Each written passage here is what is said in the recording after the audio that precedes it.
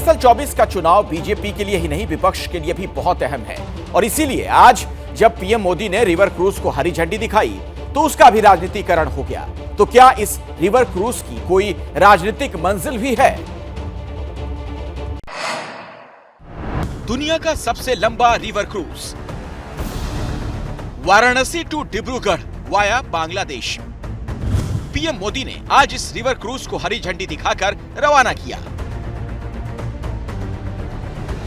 ये river cruise UP के वाराणसी, गाजीपुर होता हुआ बक्सर, पटना, कोलकाता, ढाका होते हुए असम में दाखिल होगा।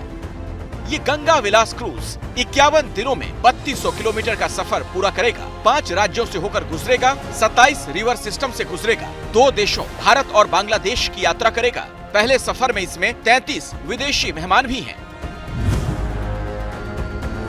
ये गंगा विलास क्रूज जहां से भी गुजरेगा वहां विकास की एक नई लाइन तैयार करेगा। क्रूज टूरिज्म के लिए ऐसी ही व्यवस्थाएं हम देश भर के नदी जलमार्गों में तैयार कर रहे हैं। सबसे अहम बात यह कि 3200 किलोमीटर की जल यात्रा पर निकले इस रिवर क्रूज को सियासी नजरिए से भी देखा जा रहा है। 3 दिन पहले ही जेडीयू के राष्ट्रीय अध्यक्ष इस क्रूज पर सवाल उठा चुके हैं। गंगा का हालत आप लोग को मालूम है ना, कितना ज्यादा इसमें गाद जमा है, कितना भारी गाद जमा है। पहाड़ बन गया है गाद का गंगा नदी में, और गंगा में जो जहाज चलाने की बात कर रहे हैं वो जनता के पैसा का लूट करने का काम कर रहे हैं, वो जनता का पैसा लूट रहे हैं। असल में रिवर क्रूज को लेकर जेडीयू का विरोध सियासी ज्यादा नजर आ रहा है। वो इसलिए क्योंकि जिन 5 राज्यों से रिवर क्रूज गुजरेगा उनमें से 3 राज्यों में विपक्ष की सरकारें हैं। तो क्या रिवर क्रूज से कोई चुनावी हित साधने की तैयारी है?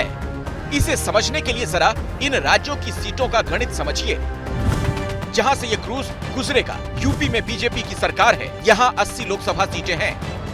बिहार में जेडीयू, आरजेडी, कांग्रेस गठबंधन सरकार है, लोकसभा की 40 सीटें हैं। झारखंड में जेएमएम कांग्रेस की सरकार है, यहाँ 14 लोकसभा सीटें हैं। पश्चिम बंगाल में टीएमसी सरकार है, 42 लोकसभा सीटें हैं। असम में बीजेपी सरकार है, 14 सीटें हैं। यानी रिवर क्रूज जहाँ से गुजरेगा उन राज्यों में 190 लोकसभा सीटें आती हैं। और इसी खबर पर अंदर की जानकारी आपको श्रीनिवास देंगे, हमारे सहयोगी हमारे साथ जुड़ गए हैं। श्रीनिवास, ये क्रूज क्या राजनीति का क्रूज बन चुका है? क्या अंदर खाने से सूचना है आपके पास?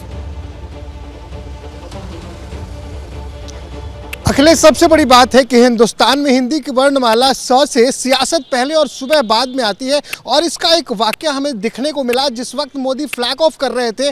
चूंकि 5 राज्यों में 3 राज्यों में विपक्ष की सरकार है, और ये देखा हमने कि नीतीश कुमार वीडियो कॉन्फ्रेंसिंग में साथ नहीं जुड़े। हाँ, हालांकि तेजस्वी यादव आए थे। पश्चिम बंगाल से ममता का कोई भी नुमाइंदा इस वीडियो कॉन्फ्रेंस में नहीं था। झारखंड का भी यही हाल था कि हेमंत सोरेन वहाँ बिल्कुल नहीं जुड़े। और सबसे बड़ी बात रही क्या सियासी हक को साधा जा रहा है, तो पीएम मोदी ने अपने भाषण में कई बार इस बात को दोहराया कि मेक इन इंडिया की बात की गई। जिस मेक इन इंडिया की बात लगातार आज से नहीं, जब 8 से 9 साल पहले नरेंद्र मोदी सरकार में आए थे उस वक्त भी वो मेक इन इंडिया का नारा दिया था, और एक बार फिर से इस नारे को सेंटर में लाया जा रहा है। और इस बात को बहुत तेजी से बताया गया, बहुत फोकस किया गया इस पे कि ये पूरा क्रूज मेक इन इंडिया है, तो सियासत तो होगी। चलिए बहुत बहुत धन्यवाद श्रीनिवास इस जानकारी के लिए आपका। क्या मजबूरी है मेरी, बताइए।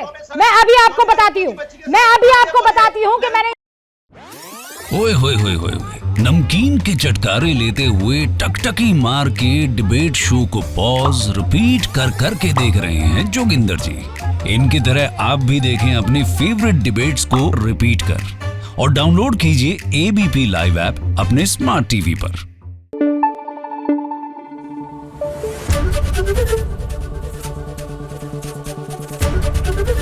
एबीपी न्यूज आपको रखे आगे।